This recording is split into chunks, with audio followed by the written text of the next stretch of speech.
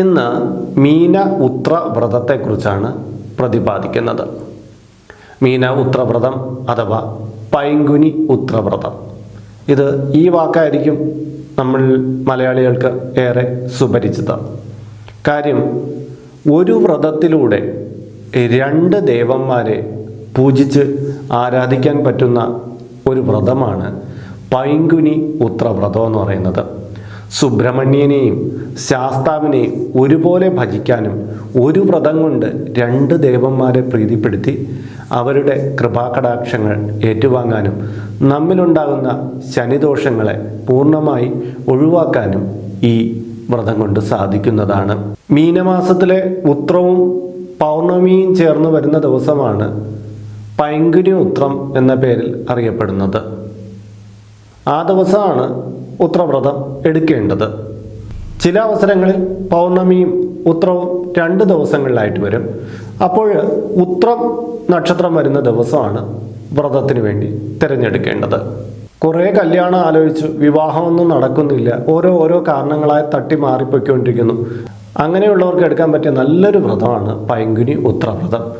അതുപോലെ തന്നെ ദാമ്പത്യത്തിൽ എന്നെന്നും ക്ലേശങ്ങൾ, ഭാര്യാഭർത്താക്കന്മാർ തമ്മിൽ തർക്കം, വഴക്കുകൾ ഇങ്ങനെ പൊയ്ക്കൊണ്ടിരിക്കുന്നവർക്കും ഈ പൈങ്കുനി ഉത്രവ്രതം എടുക്കുന്നത് നല്ലതാണ്. ഇനി ദാമ്പത്യത്തിൽ വലിയ പ്രശ്നങ്ങളൊന്നുമില്ല, അങ്ങനെ പോകുന്നവർക്ക് ഇനി തുടർച്ചയായിട്ട് പ്രശ്നങ്ങളൊന്നും ഉണ്ടായി വരാതിരിക്കാനും ഈ പൈങ്കുനി ഉത്രവ്രതം എടുക്കാം.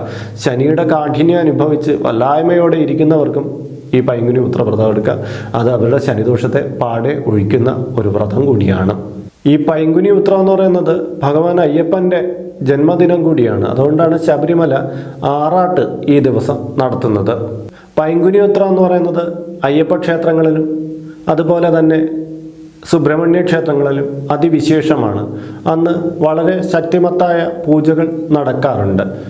കേരളത്തിലെ വളരെയധികം അയ്യപ്പ ക്ഷേത്രങ്ങളിലെ ഉത്സവം നടക്കുന്നത് ഈ പൈങ്കുനി ഉത്രത്തിലാണ്.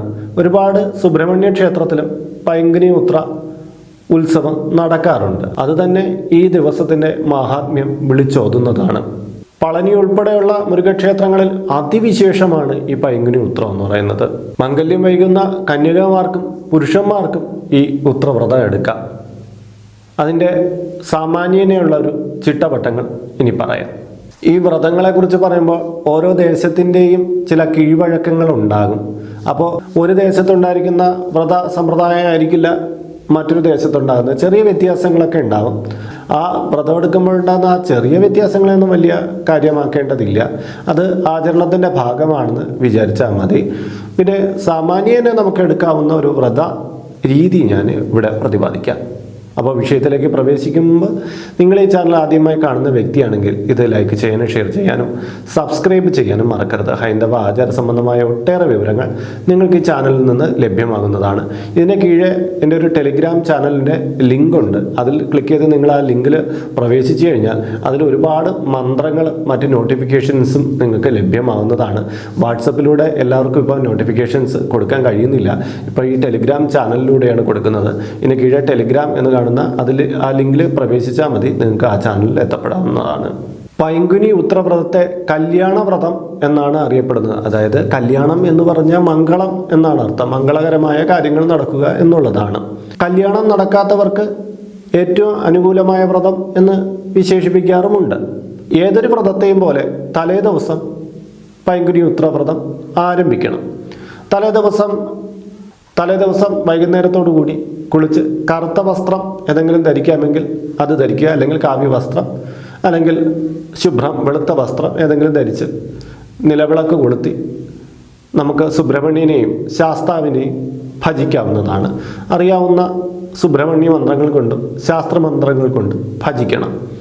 ആ ദിവസം രാത്രി മത്സ്യമാംസാദികളൊന്നും കഴിക്കരുത്. ആ ദിവസം പൂർണ്ണമായും മത്സ്യമാംസാദികൾ ഒഴിവാക്കണം.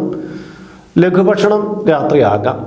പിറ്റേ ദിവസം രാവിലെ തന്നെ എഴുന്നേറ്റ് കുളിച്ച് കഴിയുമെങ്കിൽ അയ്യപ്പ ക്ഷേത്രത്തിലോ അല്ലെങ്കിൽ സുബ്രഹ്മണ്യ ക്ഷേത്രത്തിലോ പോയി നിർമ്മാല്യ ദർശനം തൊഴണം. അതിന് കഴിയാത്തവർക്ക് രാവിലത്തെ സമയത്ത് പോയി തൊഴുതാൽ മതിയാകും. സുബ്രഹ്മണ്യ ക്ഷേത്രത്തിൽ പോകുന്നവർക്ക് സുബ്രഹ്മണ്യ മന്ത്രങ്ങളും അയ്യപ്പ ക്ഷേത്രത്തിൽ പോകുന്നവർക്ക് അയ്യപ്പ മന്ത്രങ്ങളും ജപിക്കാവുന്നതാണ്. ആ ദിവസം പകലുറങ്ങരുത്. ക്ഷേത്രത്തിൽ നിന്നുള്ള പ്രസാദങ്ങളൊന്നും രാവിലെ കഴിക്കരുത്. തീർത്ഥവും സേവിക്കരുത്.